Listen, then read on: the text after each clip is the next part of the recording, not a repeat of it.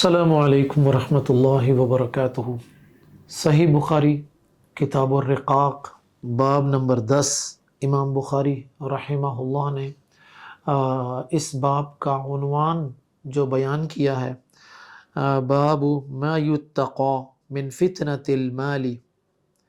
और इमाम बुखारी रहमहुल्लाह ने एक आयत से इस उन्वान को अख़ज़ किया और उस आयत का वो हिस्सा भी यहाँ पर दर्ज कर दिया। व क़ौलिल्लाहि तआला इन्नमा अमवालुकुम व औलादुकुम फितना, बिलाशुबा तुम्हारे अमवाल और तुम्हारी औलाद तुम्हारे लिए बाइसे आजमाइश हैं। तर्जुमा जो था उन्वान का, बाबु मा युत्तक़ा मिन फितनतिल माल, मालो दौलत के फितने से बचते रहना चाहिए। मैंने इससे पहले जब दुनिया और आखिरत का एक तक़ाबुल आप लोगों के सामने रखा था तो उस वक्त बताया था कि अल्लाह ताला की जितनी भी नेमतें हैं हमारे पास दुनियावी एतबार से, माल, साजो सामान, जो कुछ भी है, अगर हमारे पास ये नेमतें, ये चीज़ें हलाल ज़राए से हम तक पहुँची हैं और हम इन चीज़ों का हक़ भी अदा कर रहे हैं, तो फिर ये चीज़ें हमारे लिए बाइसे फ़ख्र हैं, हमारे लिए बाइसे अजर बन जाती हैं। लेकिन अगर ये चीज़ें हमारे लिए हलाल ज़राए से हासिल नहीं हुई और हलाल जगहों पर हम इसको खर्च नहीं करते, तो फिर ये हमारे लिए वबाले जान बन जाती हैं चीज़ें।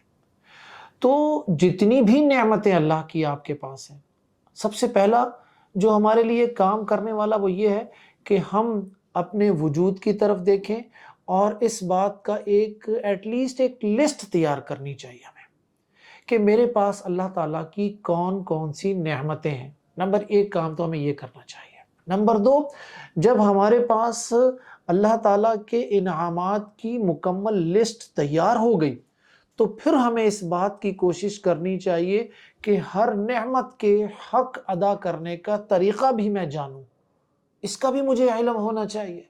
ठीक है, वालिदैन अल्लाह का एक बहुत बड़ा इनाम है, तो इस नेमत का हक मैं कैसे अदा कर सकता हूँ ये मुझे मालूम होना चाहिए।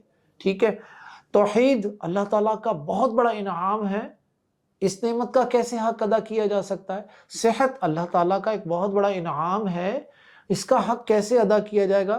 तो मेरे काबिल एहतराम सामिईन और सामिआत, आफ़ाकुमुल्लाहु मिन कुल्लि सूइन व मकरूहिन व शर्रिन, नेमतों की लिस्ट तैयार करें और हर नेमत का हक अदा करने का तरीक़ा जानने की कोशिश करें, ताकि वो नेमत आपके लिए बाइसे अजर बन जाए, ना कि बाइसे अज़ाब बने। आइए ज़रा इस बाब के तहत इमाम बुखारी रहमहुल्लाह ने जो हदीस बयान की है उस पर बात करते हैं। फरमाते हैं, ये हदीस सैयदना अबू हुरैरा रज़ियल्लाहु अन्हु की हदीस है। अन अबी हुरैरता रज़ियल्लाहु अन्हु क़ाल क़ाल नबी सल्लल्लाहु अलैहि वसल्लम तइस अब्दुद दीनारी वद्दिरहमी वल कतीफ़ती वल खमीसती इन उअतिया रदिया व इन लम युअता लम यरदा। फरमाया कि तबाह हो जाए दीनार का गुलाम, तबाह हो जाए दिरहम का गुलाम, तबाह हो जाए रेशमी कपड़े का गुलाम, तबाह हो जाए खुशनुमा चादर का गुलाम। अगर उसे दिया जाए तो वो खुश हो जाए और अगर उसे ना दिया जाए तो वो नाराज हो जाए। ये है हदीस नंबर 6435, सैयदना अबू हुरैरा की हदीस, किताब रिक़ाक़ के हवाले से। इस बाब में इमाम बुखारी रहमहुल्लाह ने एक तो ये हदीस बयान की और इसमें बुनियादी तौर पर जो इस हदीस का मफ़हूम है वो भी मैं, बल्कि पहले हम इस हदीस पर बात कर लेते हैं, फिर इस बाब की जो दीगर अहादीस हैं वो तकरीबन 4 अहादीस में से एक हदीस हम मुंतखब करेंगे ताकि हम इस बाब को अपने मुकम्मल कर सकें। ये जो हदीस में लफ्ज़ इस्तेमाल किया गया ना, ताइसा अब्दुद दीनारी, अगर गौर किया जाए तो ये बड़ी सख्त किस्म की बद्दुआ है। आप सोचें तो सही कि ये कलिमात उस खूबसूरत वजूद की ज़ुबान मुबारक से अदा हुए जो मुजस्सम दुआ है, जो मुजस्सम रहमत है, جسے اللہ تعالیٰ نے رحمتاً للعالمین کہا، جس کی زبان مبارک سے بشارتیں ہی بشارتیں ادا ہوتی ہیں ہمارے لیے۔ کتب حدیث میں کتنی بشارتیں ہیں، ایک نہیں بیسیوں۔ ایسا کیا ہوا کہ اس خوبصورت وجود کی زبان مبارک سے یہ ادا ہوئی کہ تعس عبد الدینار۔ بات یہ ہے کہ جس شخص نے دینار اور درہم کی غلامی کی، جس نے دولت کی غلامی کی، جس نے دولت کو اپنا مالک اور آقا سمجھ لیا، تو اس نے تو خود اپنے آپ کو تباہی کا، بربادی کا، ہلاکت کا حقدار ثابت تو کر ہی دیا اس نے۔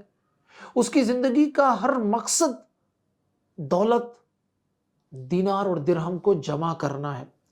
ہر تعلق کی بنیاد دولت، ہر فیصلے کی بنیاد دولت، ہر مطلب معاشرے میں کوئی اس کا آنا جانا، ملنا ملانا، سب کی بنیاد کیا ہے؟ صرف پیسے۔ ایسے شخص کی بنیاد، ایسے شخص کی زندگی کا ہدف کیا ہے؟ صرف پیسے جمع کرو اور دنیا کماؤ۔ تو ذرا اس میں ہم سوچنے کی اگر ہم زحمت کریں تو مجھے بتائیے کہ ایسا شخص جس نے اپنی زندگی کا ہدف ہی صرف مال و دولت کو جمع کرنا رکھا ہو، تو اس نے تو خود اپنے آپ کو اس بات کے لیے ثابت کر دیا کہ وہ تباہی کے گھاٹے اتر رہا ہے۔ آخرت کو تو بھول گیا، اس کی زندگی میں آخرت کا تو عمل دخل ہے ہی نہیں۔ نمبر ایک بات تو یہ آ گئی۔ پھر نمبر دو بات جو اس حدیث میں اللہ کے نبی صلی اللہ علیہ وسلم نے بتائی کہ ان اعطی رضی، کہ اگر اسے دنیا ملتی ہے، یہاں پر اعطیہ سے مراد دنیا دے دی جانی، اگر اس کو دنیا ملتی ہے تو وہ خوش ہو جاتا ہے، وَإِن لَمْ يُعْطَى، اگر اسے دنیا نہیں ملتی تو اللہ سے شکایتیں کرتا ہے، اللہ سے ناراض ہو جاتا ہے، اللہ سے شکوے کرتا ہے۔ پھر وہ بھئی بات یہ ہے کہ اللہ تعالیٰ سے دعا کریں، اس میں کوئی مذائقہ نہیں ہے۔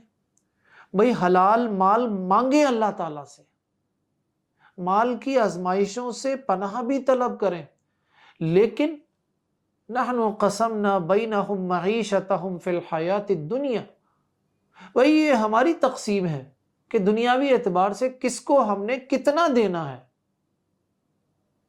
یہ تو اللہ کی تقسیم ہے۔ اللہ نے کسی کو دے کر آزمایا اور کسی سے لے کر آزمایا، آزمائش میں تو دونوں ہیں، لیکن جن کو دیا گیا ان کے لیے کہا گیا، ان کو حکم دیا گیا، ان کو حکم یہ دیا گیا احسن کما احسن اللہ الیک، جیسے اللہ نے تمہاری طرف یہ احسان والا معاملہ کیا ہے نا، ایسے ہی تم اللہ کی مخلوق کے ساتھ بھی احسان والا معاملہ کرو۔ تو یہاں پر یہ ایمان کا سچی بات ہے بڑا کمزور ترین درجہ ہے۔ مومن کیا کرتا ہے؟ مومن کے بارے میں تو اللہ کے نبی صلی اللہ علیہ وسلم کا فرمان ہے کہ وہ ہر حال میں اللہ سے راضی ہوتا ہے۔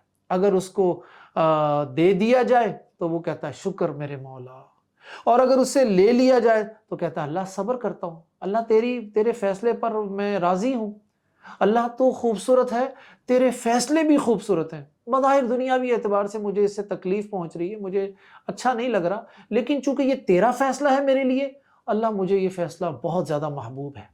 مومن تو یہ کرتا ہے، تو بھائی اس کے لیے یہ چیز نہیں ہوتی، لہٰذا ہر حال میں اللہ سے راضی ہو، خواہ وہ غریبی ہو یا فقیری ہو یا مالدار کیفیت ہو۔ اللہ تعالیٰ سے دعا کرتے ہیں اللہ تعالیٰ مجھے اور آپ کو اس حوالے سے تمام تر آزمائشوں سے اپنی عافیت عطا کرے۔ اس کے بعد دنیاوی مال اور دولت کی یہ جو ایک ہوس ہے، ایک مطلب یوں سمجھیں کہ حلال حرام کا فرق ختم کر دینا، لوگوں کے مال غصب کرنا، ہڑپ کر جانا، اس حوالے سے امام بخاری رحمہ اللہ نے یہاں پر حدیث نمبر 6436، 6437، 6438، 6439 تینوں حدیثوں، چار حدیثوں کو ایک ہی مفہوم کے تحت بیان کیا، اور اس کا خلاصہ جو ہے وہ میں آپ کے سامنے رکھ دیتا ہوں ایک حدیث کی زبان میں۔ عبداللہ ابن عباس رضی اللہ عنہ فرماتے ہیں، حدیث ہے یہ 6436، میں نمائندگی پر ایک حدیث آپ لوگوں کے سامنے رکھوں گا، بیان کرتے ہیں، پہلے حدیث پڑھ لیتے ہیں جی۔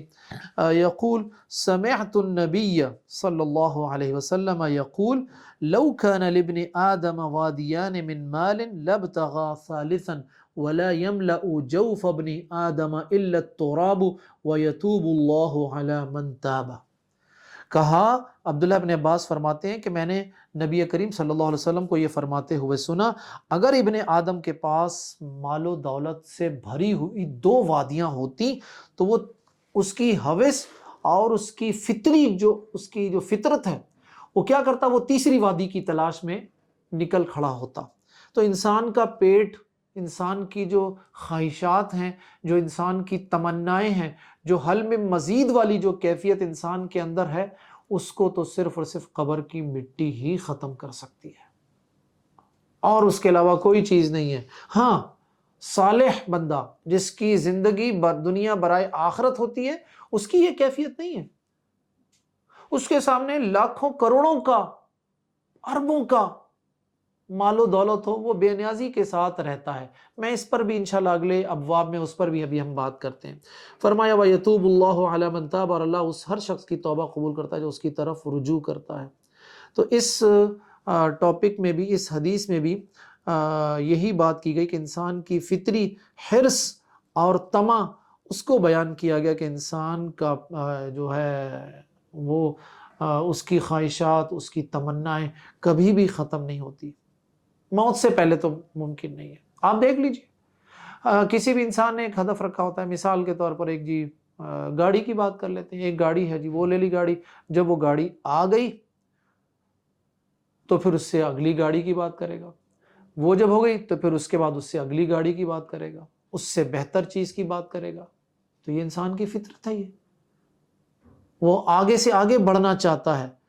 تو بات یہ ہے، قرآن مجید میں اللہ تعالیٰ نے کیا ارشاد فرمایا تھا اس حوالے سے، وَتُحِبُّونَ الْمَالَ حُبًّا جَمًّا، تم مال سے بڑی محبت رکھتے ہو، ایسی اندھی محبت رکھتے ہو کہ تمہیں اس کے علاوہ کچھ سوچتا ہی نہیں ہے. تمہارے سارے رشتے، تمہارے سارے تعلقات اسی مال کی بنیاد پر ہیں. تمہارا ملنا ملانا سب کچھ مال کی بنیاد پر ہو رہا ہے. تو یہ حدیث جو ہمیں پیغام دے رہی ہے وہ حقیقت میں حرص اور دنیا پرستی کے خلاف ایک سبق سکھا رہی ہے. مومن کو یہ چاہیے کہ مال کو ضرورت بنائے. مال ضرورت ہے لیکن ہدف نہ بنائے.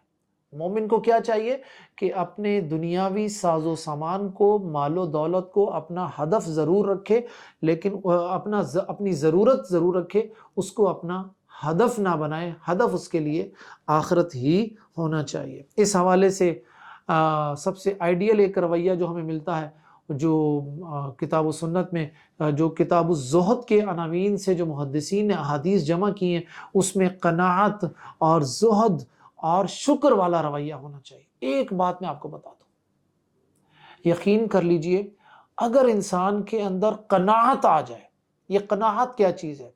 یہ اللہ کی تقدیر پر عملی طور پر راضی ہونے کا نام ہے کہ جو کچھ مجھے اللہ نے دیا ہے الحمدللہ یہ میرا نصیب ہے، اور اس پر شکر ادا کرنا، اس پر شکر ادا کرنا یہ سب سے بہترین رویہ ہے.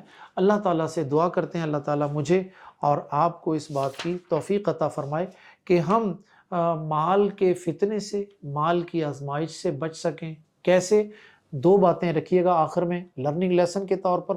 ہمیشہ کوشش کریں کہ آپ کے پاس جو مال دولت ہے اس کا آنا بھی جائز طریقے سے ہونا چاہیے اور اس کا جانا بھی جائز طریقے سے ہونا چاہیے. ایسا نہیں ہے کہ آپ نے اگر حلال طریقے سے کما لیا ہے تو اس کو اپنی مرضی سے آپ خرچ کر سکتے ہیں، ایسا نہیں ہوگا. اگر حلال طریقے سے کمایا ہے تو خرچ بھی اس کو حلال طریقے سے ہی کرنا ہے. ہم پابند ہیں اس بات کے، حلال کمائیں اور حلال خرچ کریں. اس کیفیت میں مال ہمارے لیے باعث اجر بن سکتا ہے. اگر ان دونوں کیفیتوں کو ایک ساتھ مطلب یہ دونوں کیفیتیں ایک ساتھ نہ پائی جائیں تو پھر مال ہمارے لیے باعث عذاب بن سکتا ہے. یعنی حرام طریقے سے مال آئے بھلا ہم اس کو مسجد بنانے میں لگا دیں، یہ بات نہیں ہوگی. اللہ تعالیٰ پاک ہے، اللہ کو پاک چیزیں چاہیے. ان اللہ طیب یقبل الطیب.